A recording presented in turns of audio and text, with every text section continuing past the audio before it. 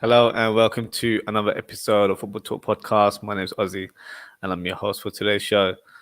So during the show tonight, we'll be reviewing a lot of games as it was an extended match week in the Premier League. So we can start off with our first game, which is Liverpool versus Norwich. So the game itself, I was expecting a sort of 4-0, 5-0 result, but it wasn't to be. But regardless, didn't start off great for Liverpool. Rashika opened the scoreline for Norwich from a deflected shot, but that didn't really hinder Liverpool's progress in the game. After that, Mane scored a fantastic bicycle kick, and then Ali, our goalkeeper, with an assist to Salah, who scored his 150th goal, which I believe he's the second in Liverpool's history to achieve with fewer games. I believe Roger Hunt is number one in the charts there. So fantastic achievement for a player who I still regard as a right-sided winger, despite what other people say. And then Henderson, who came on as a sub, a pinpoint pass to Diaz, who opened his account for Liverpool. So good start to our match week.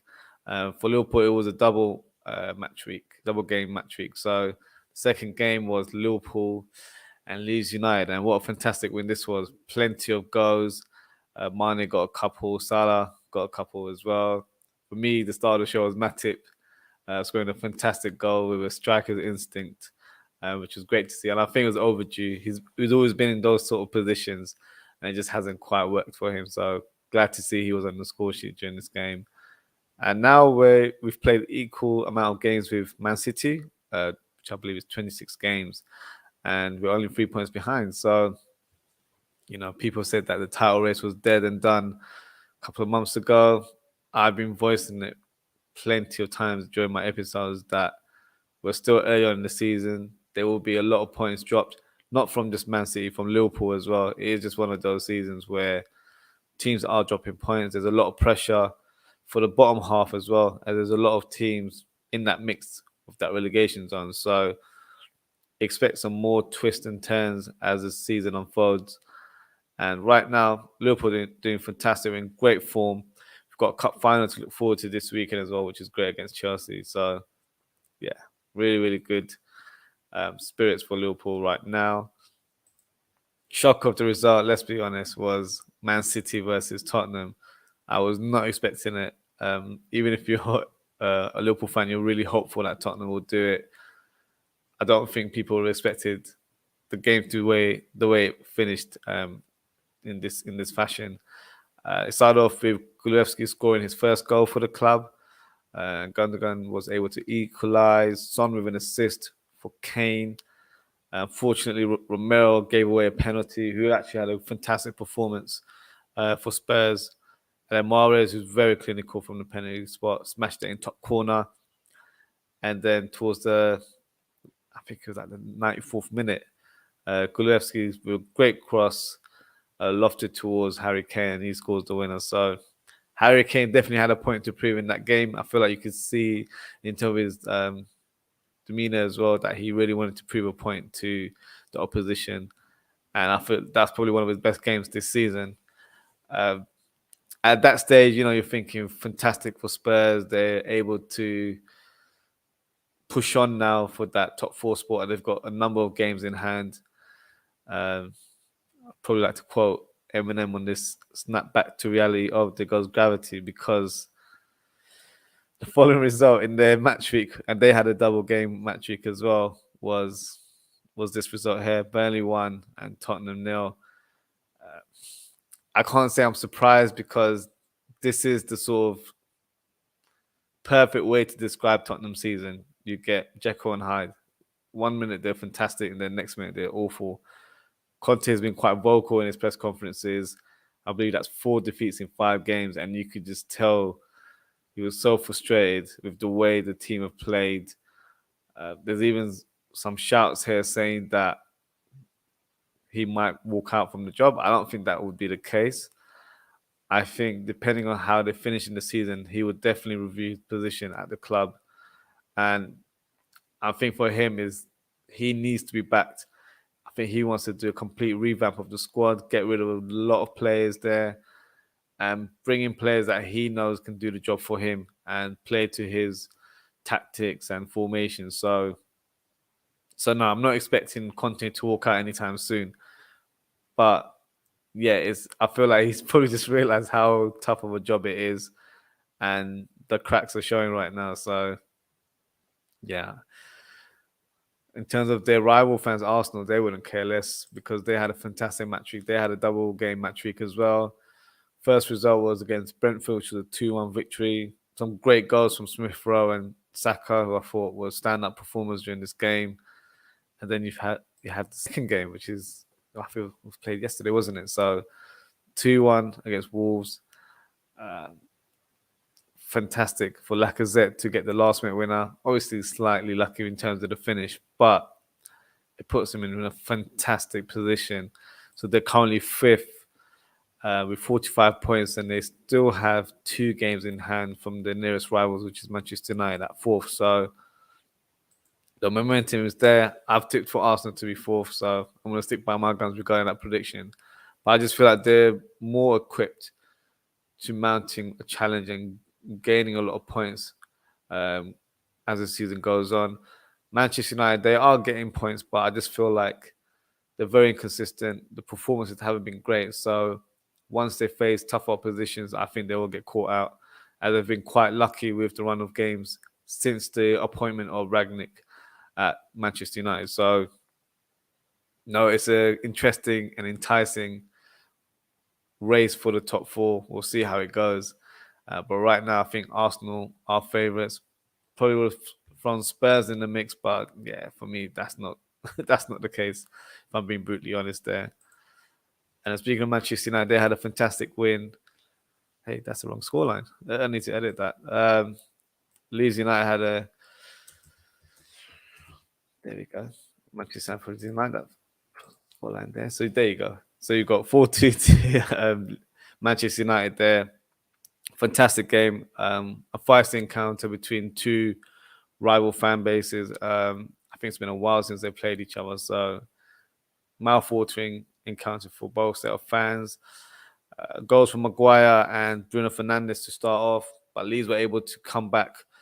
Goals from Rodrigo, which was a pretty lucky goal as it looked like a cross, but it lost it over De Gea, and Rafinha, which I think was poor defending from Luke Shaw's part. He was just slow to react. As I feel like if he was a yard ahead, he would have been able to block that shot.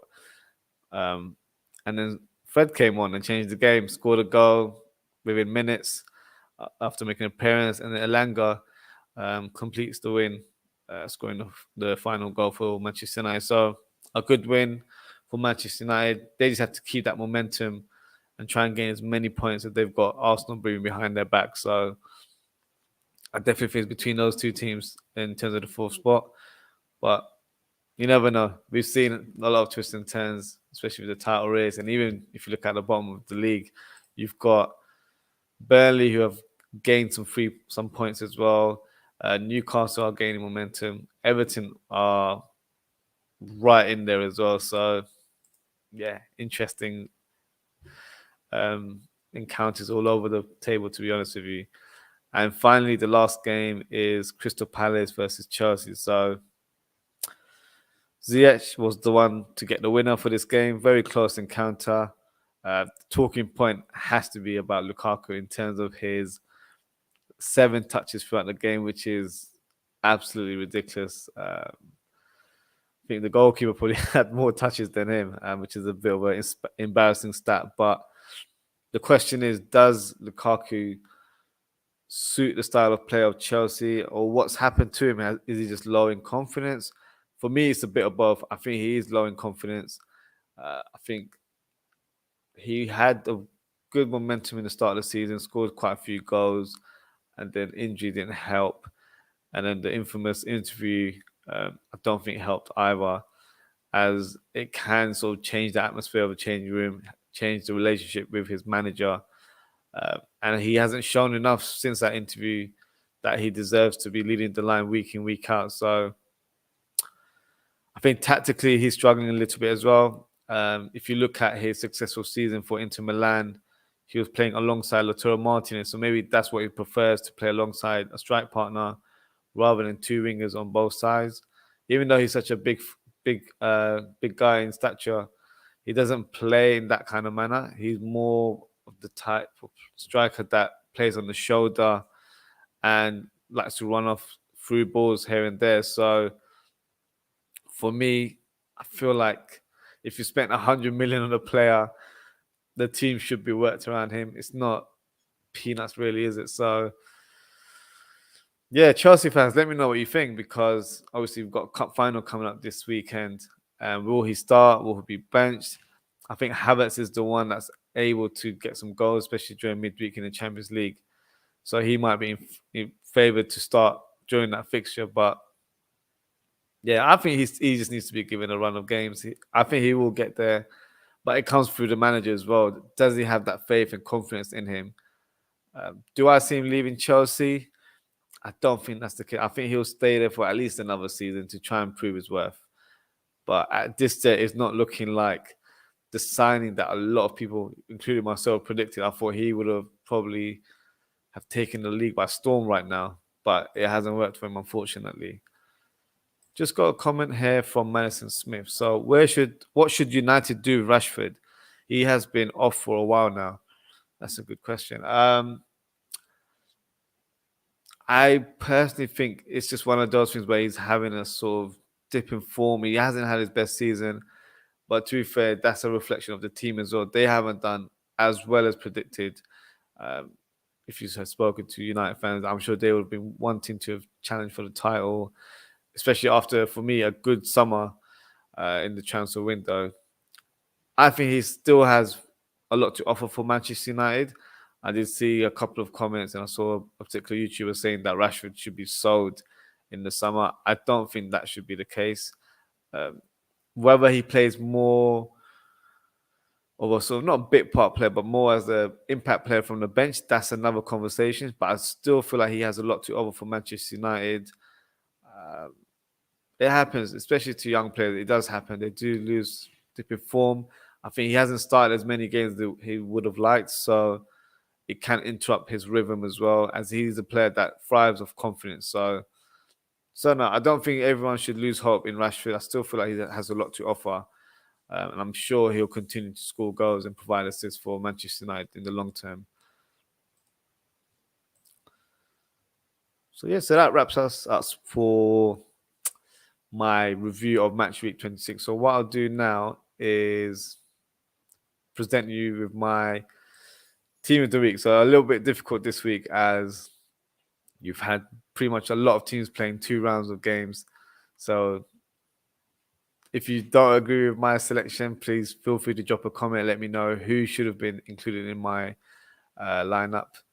So what I'll do is I will share my screen.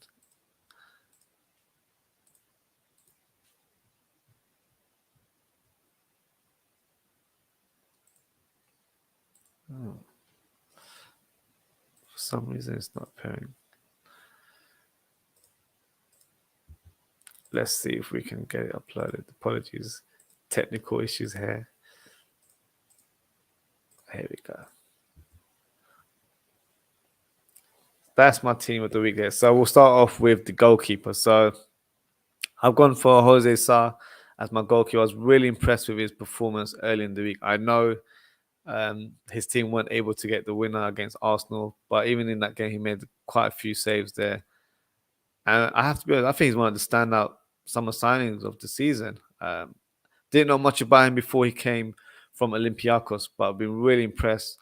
And obviously, he was a replacement for Rui Patricio as well, who signed for Roma. And I feel like he's definitely made an impression at that club. So a fantastic goalkeeper, makes some great saves. Really good with sort of aerial challenges as well, and good with his feet. So, but yeah, in terms of his performance this week, I feel like he definitely deserves to be in my team of the week there. My back four, I've gone for Cresswell. Cresswell had a good game and provided an assist. I've got Ben Mee, who scored the winner for Burnley, so I feel like he deserves to have a slot in there. Joel Matip, for me, fantastic performance for Liverpool both games, and got a goal for himself in the last game against Leeds United, so that's why I've got him there. Livramento, it's been a long time coming. He's been injured for a while. Good to see him back in action. and had a fantastic performance for Southampton. So expect him to do well in the coming weeks. And I feel like he has been missed, but Walker Peters, credit to him, he's done really well to kind of cover for him in the meantime. But to have both of those players, I think would definitely help with Southampton's next run of games in the Premier League. Midfield, I've gone for Smith Rowe. Really impressed with his first goal against Brentford, and I think he had a good game against Wolves as well. Gallagher had a fantastic game yesterday. He scored a fantastic goal. Really impressed with this player. Um, Definitely will see him in the blue shirt next season for Chelsea, as his stock has definitely risen in terms of how he's performed for Crystal Palace this season. So fantastic from him again.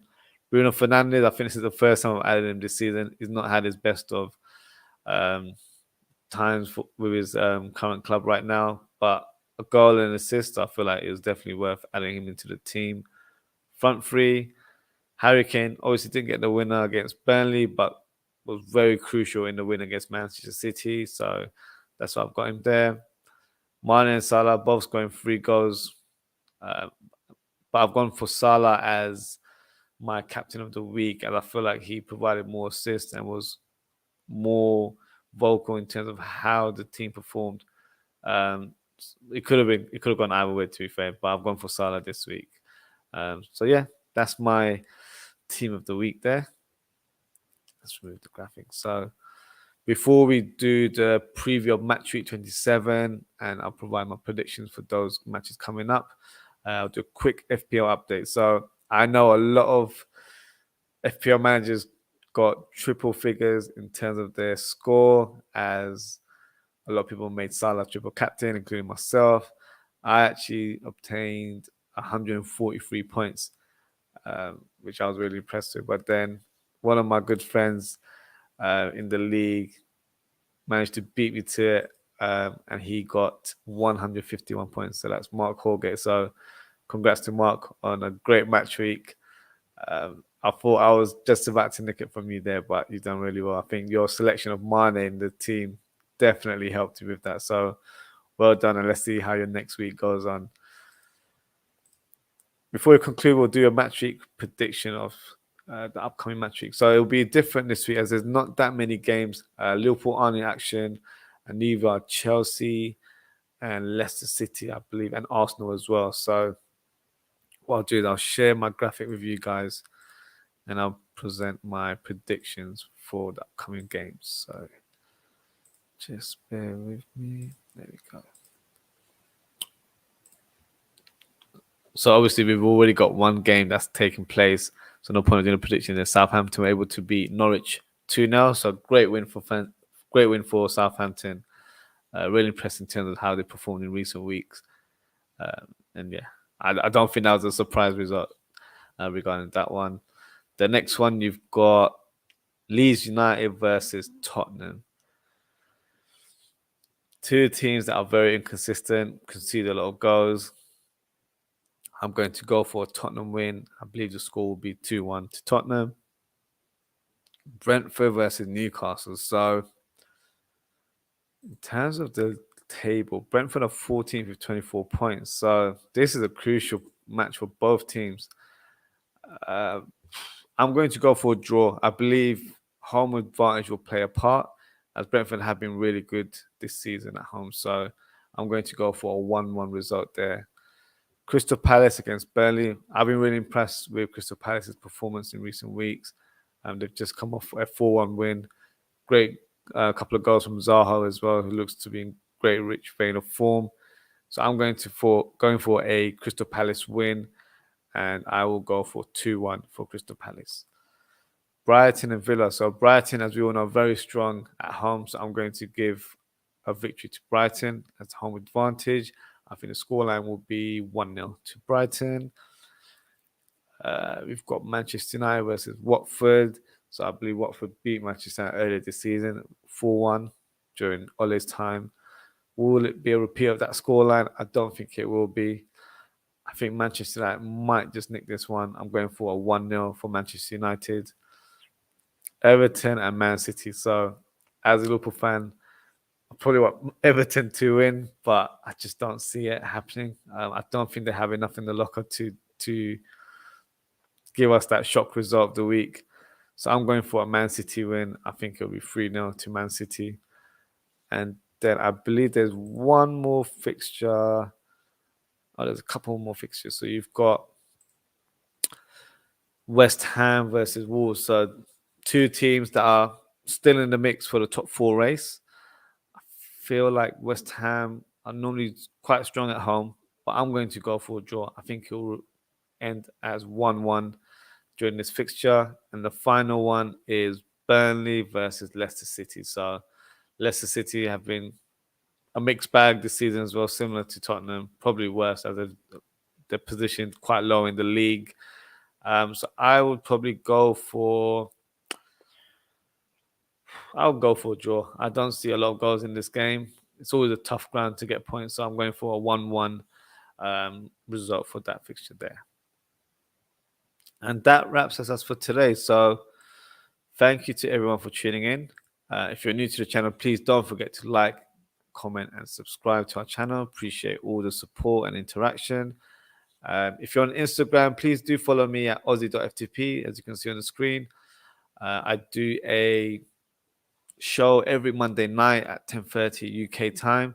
I normally do a sort of review of the weekend events, but also gives you the platform to come on the show, have your say, or even if you want to spark a debate or give me your thoughts on your team's performance through the live chat, always welcome. So please make sure to tune in on Monday. I'm planning on doing a match preview tomorrow evening. So as there's a Carabao Cup Final happening. So obviously my team against Chelsea. So that'll be tomorrow night at 10:30 p.m. UK time. So please make sure to tune in. And yeah, that's it for tonight. So thank you for everyone for tuning in. Take care, stay safe, and I hope to see you tomorrow evening. Good night.